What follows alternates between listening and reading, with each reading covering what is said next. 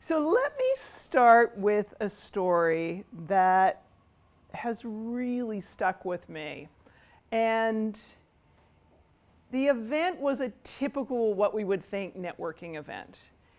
It was a breakfast. It was first thing in the morning. It was at the 21 Club. It was walking into a room of a bunch of strangers. Just all that stuff that starts to give you hives at 7:30 in the morning before you've had your first cup of tea. Anyway, it was a panel, and one of the speakers was Glenda Bailey, editor-in-chief of Harper's Bazaar magazine. And I learned two very valuable lessons that morning from Glenda. It was first thing in the morning. It was post-Lehman Brothers, so our New York kind of appetite for a black wardrobe went a little bit further that day. We were, particularly somber in our attire until Glenda walked in at 7:45 in the morning in a cocktail dress, an embellished cocktail dress, a sapphire blue embellished cocktail dress. And someone complimented her on her outfit, and she responded with, "Oh, I always dress ready for cocktails." And I'm like, God, this is the smartest fashion advice I have ever received in my life. This takes all the stress away on dressing. Can I get a drink in this outfit? That's all you ever need to ask yourself. Someone says, let's go have a cocktail, like, boom, you're done. The guys in the room might be going, like, who cares? But I'm like, women, we stress over this stuff. Like, black tie optional, what do you wear? Casual Friday, what do you wear? Just answer that question. Can I go to a party in this outfit? Good. You're good to go. So that was the one piece. The second and more serious one was she was asked what her greatest career accomplishment was. And she told this story, because you're thinking, here she is. She's an editor-in-chief of a major fashion magazine. She's been in the fashion industry her entire life. She's probably discovered trends and designers and supermodels and all that other kind of stuff. Instead, she told the story. She moved to New York from editing British and European magazines her entire life, moved to New York, and no sooner had she moved here, she had to hightail it back to London for London Fashion Week. At the time, the way they sat people during London Fashion Week was editors-in-chiefs of magazines in the front row, not celebrities and Kardashians, but, editors-in-chief of major fashion magazines. And on one side of the runway, they would seat British, European editors-in-chief, and on the other side, they sat the rest of the world. So for the first time in her career, she's on the other side of the runway. So she gets in her seat and she sits down and she looks across the runway. And as she told the story, she said, I looked across and I saw a familiar face. So she waved. And then the entire front row waved back. Everyone laughs at that point. So I'm going to get you with the zinger. What she realized at that moment, now as I told you, these are all editors-in-chief. These are all competitors for the job she has, right? She realized when she waved, she had mentored every single one of those people. To get where you want to go in life, you need the help of others.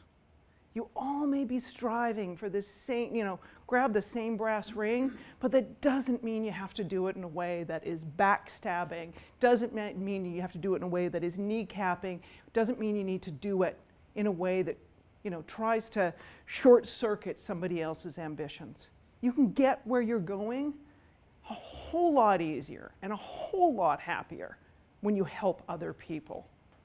And the things you do every single day. Right? I told you this lesson happened at your typical, what we think of as a typical networking event. How you show up every single day for your network. Do you say hello? Do you proofread something? Do you let them know how a presentation went? Like, those little things over the course of your career mean so much more and are so much more likely to have and result in people wanting to help you than just showing up every once in a while. So show up every day for your network. Show up every day for your own career. Because by showing up for someone else, you're showing up for yourself. So there we go. There's my Glenda Bailey story. I had the good fortune of having preparation for this presentation, and I had 3 things I was asked by Moira to address. So, first off, the most important network that you, as this cohort of LEAP participants, the most important network that you gained out of this, you might be thinking, oh no, it's Mary. No, it's each other. The most valuable network we all have, particularly earlier on in our career, is our peer network. All of the people you've been surrounded with in this program and have come through this program with you, they're like one step, right? Maybe they're going through the same challenges. Maybe they're one step ahead. This is where you're going to get the best experience, the best advice, the best guidance. A mentor, somebody else. It's terrific. I'm not saying don't go and get that advice. But someone who did something 20 years ago, okay, that's helpful. That's a good 30,000 square foot view look on your management or your, promotion challenge. But someone who went through it 2 weeks ago or 2 months ago, that's a hell of a lot more valuable.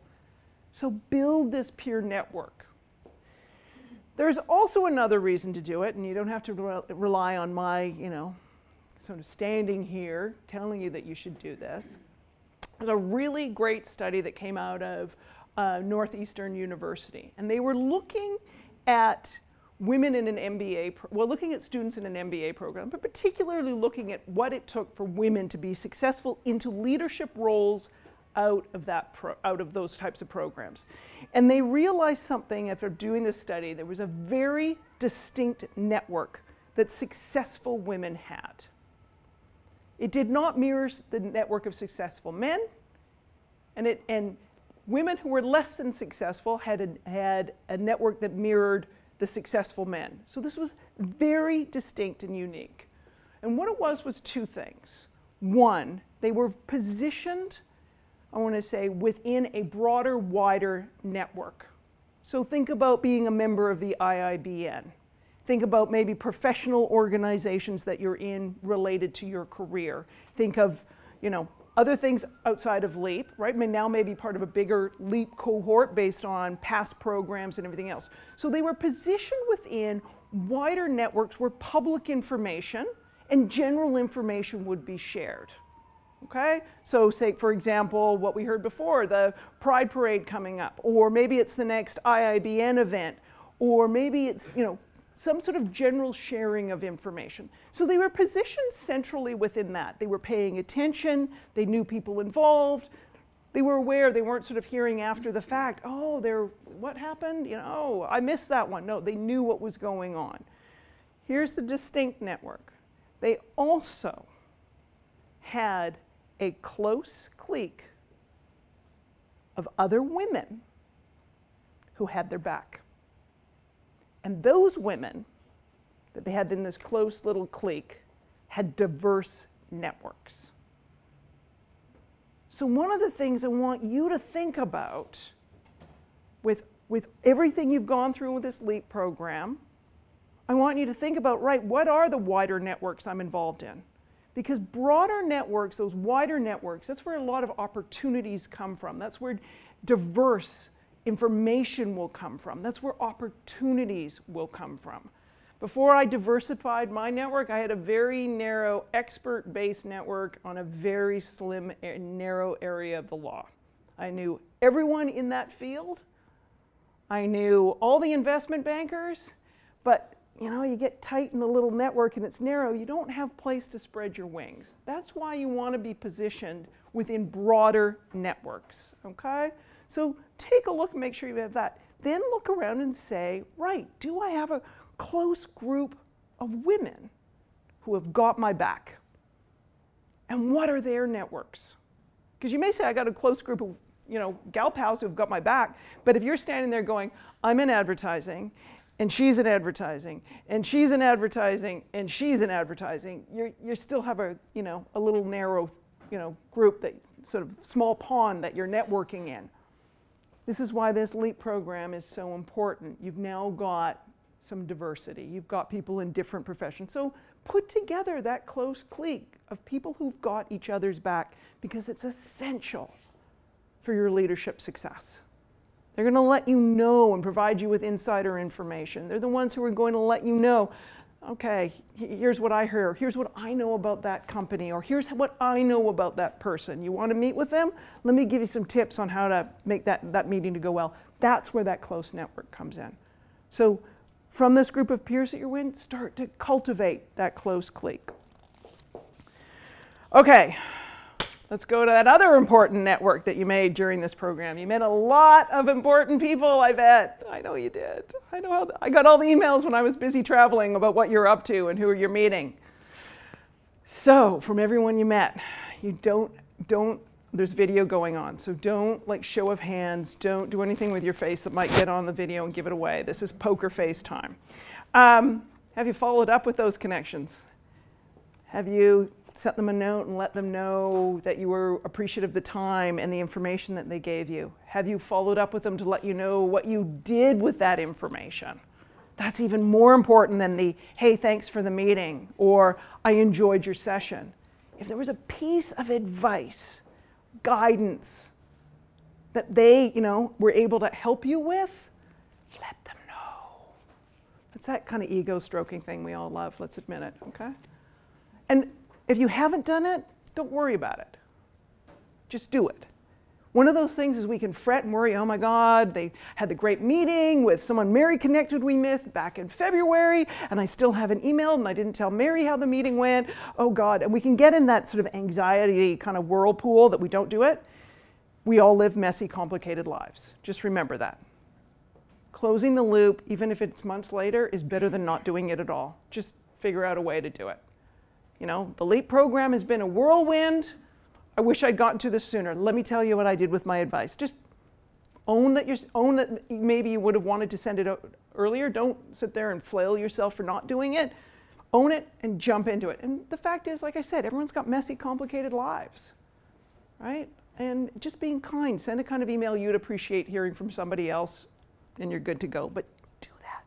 If you haven't connected with those people on LinkedIn, do it. Personalize the note a little. Thanks for being part of the LEAP program.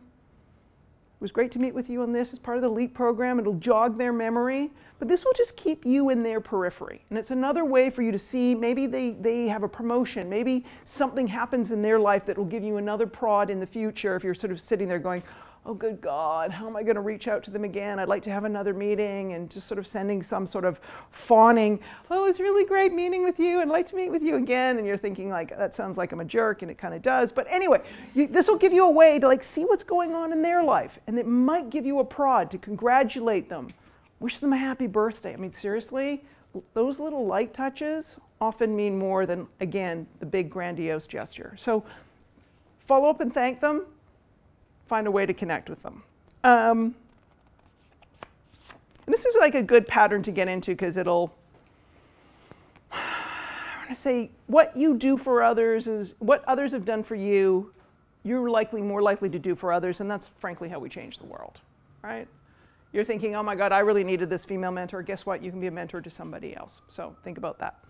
All right, the last thing, and I don't want anyone in this program to feel badly.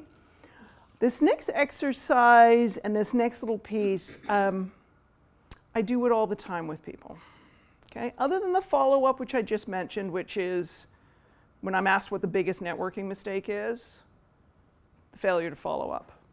And not the immediate follow-up, but those additional follow-up, because those additional follow-up create the stickiness, the glue that really makes relationships your own and, makes them adhere.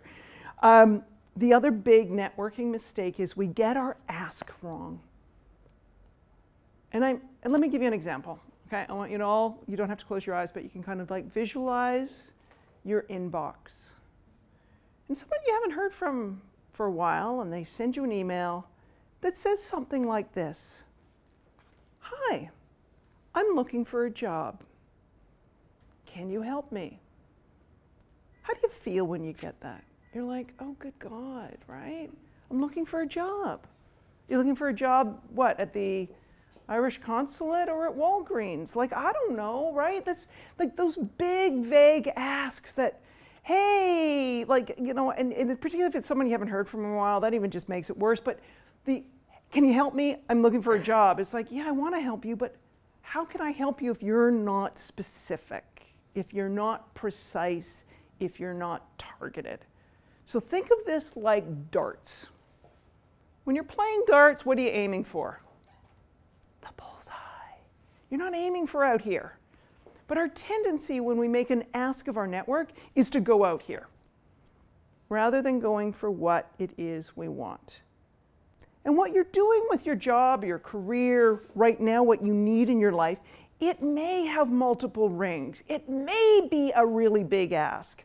But what I'm asking you to do is break it down into smaller, precise asks. Because, let's think of it like climbing Everest. You don't just kind of zip up there in one climb and down again, right? There's a whole bunch of steps and back and forth and recalibrating. All of our goals are that way. So this is where I want, and the late participants are like, oh no, where she's going with this. Oh, you're gonna have work to do. I want you to start thinking of an ask. Something precise. Right here, right now. I'm not gonna make you say it out loud, it's gonna get worse than that. What is something you really need? What is one step, one result, one outcome that could really help you, like I said, this week, it could be this month, but something narrow and specific, and sort of get that in your mind, okay? What I want you to do, on the big sticky note, you're gonna write your ask. On the smaller one, and you can move the smaller one, write your name and who you are. And there's a green table over here to make it easier so you don't have to write on your lap or whatever. And this way you'll be able to share pens or whatever. And then we've got this great glass wall. You're gonna post them up on there. Oh, and the rest of the room, you're not off the hook. You're gonna have to do some helping here. All right, who else is in my late program? There we go. So it might be an introduction, it might be some feedback on a project you've got, it might be more information on how to get involved in IIBN. I am going to go over and take a look at their asks, and if they're not specific enough, I'm going to do a little editing. And then I'm going to want all of you at some point this evening to go over and read what their asks are. And if you can help, I want you to write your name and how they can contact you on a sticky note and stick it next to their ask. Okay? Okay, so these asks, ladies, you got it, right? A couple of you, we need to do a few little tweaks. You know what I'm going after. People want to help you. And as I said to someone, you got to be careful what you ask for because you may get it and it may not be what you want.